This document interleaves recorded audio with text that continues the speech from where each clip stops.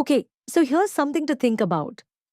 The difference between a beginner and a fluent speaker often comes down to just a handful of words. Words that connect ideas, make you sound polished, and show you know exactly what you're talking about. Oh, that's interesting. You're saying it's not just about having a big vocabulary or perfect grammar. Yes, it's about how you use linking words, those little connectors like however, therefore, although, and in addition. They're the glue that holds your sentences together and makes your ideas flow naturally. Without them, even the best vocabulary can feel disjointed. And I guess they're especially important in formal settings like exams or professional communication. For something like the IELTS exam, for example, these words are critical. Examiners are looking for what they call cohesion, which is basically how well your ideas connect. But even beyond exams, these words are essential in emails, presentations, and even casual conversations when you want to sound confident and articulate. All right, I'm in. Let's break it down. Where do we start? Before we begin, please remember to like, subscribe, and share. Help this hive grow and keep the learning buzzing. Let's start with however. This is a contrast word, and it's used to introduce something that pushes back against what you just said. Think of it as a more formal, more deliberate version of but. So it's like saying, hold on, there's another side to this. Correct. For example, the project was completed on time. However, the quality was below expectations. You're acknowledging one fact and immediately introducing a counterpoint. It's a great way to show balance and depth in your thinking. But wait, can you actually start the sentence with however? I feel like I've heard that's not allowed. That's a common misconception. While many people are taught not to start a sentence with but, starting with however is completely fine, especially in formal writing. In fact, it's often the best choice. All right, let me try. The team delivered the report. However, it lacked detailed analysis. Perfect. That's clean, professional, and logical. But here's a common mistake to watch out for. A lot of learners write something like, the team delivered the report, however, it lacked detailed analysis.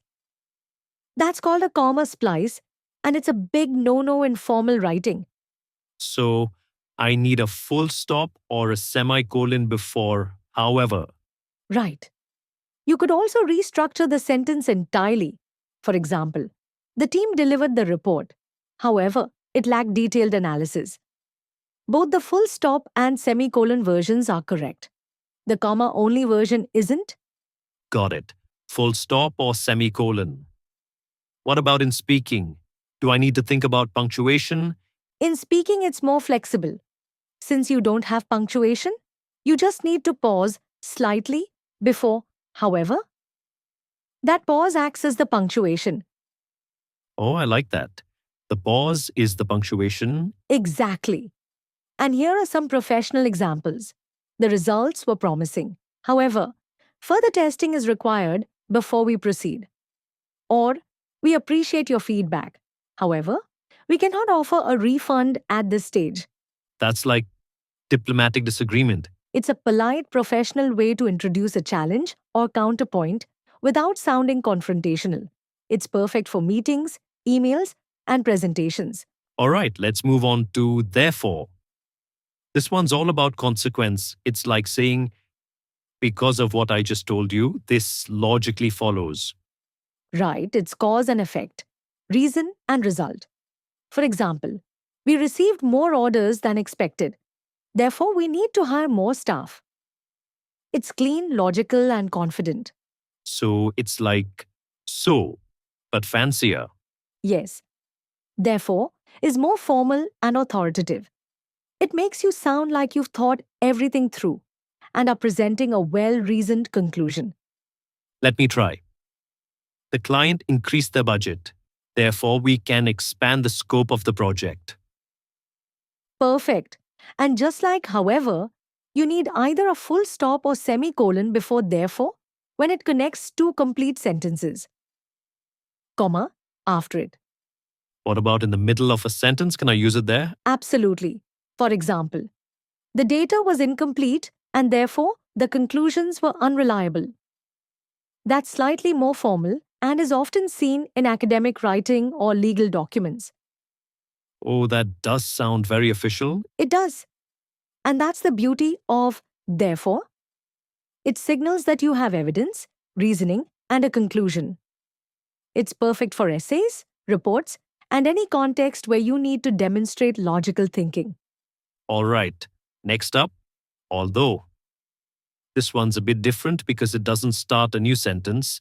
It connects two clauses within the same sentence. Right. Although introduces what we call a concession, an idea you're acknowledging even though it works against your main point. For example, although the salary is lower, the opportunities for growth are excellent. You're not ignoring the salary issue, you're acknowledging it and then pivoting.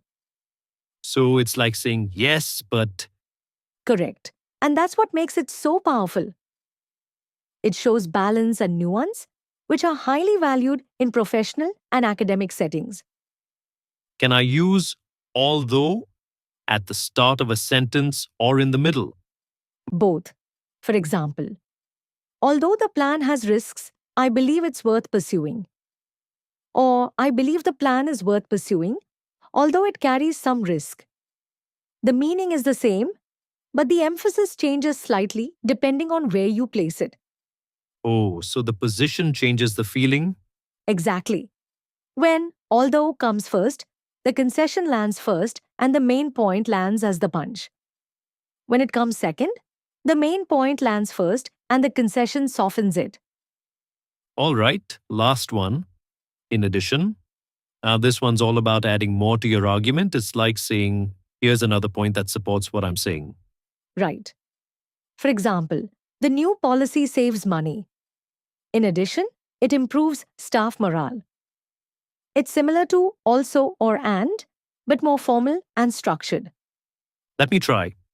The training program increases productivity. In addition, it boosts employee satisfaction. Perfect. And here's a tip. Vary your linking words. Don't use in addition 4 times in one essay. Mix it up with furthermore, moreover, or additionally. Got it. Variety is key. And that's our 4 linking words. However, therefore, although, and in addition. Use them to connect ideas, not just decorate sentences. The word has to earn its place. That's such a good rule. I'm definitely writing that one down. Good idea. And remember, practice makes perfect. Write sentences, use these words in real contexts, and you'll see your fluency improve. Thank you, B. And thank you, everyone, for listening.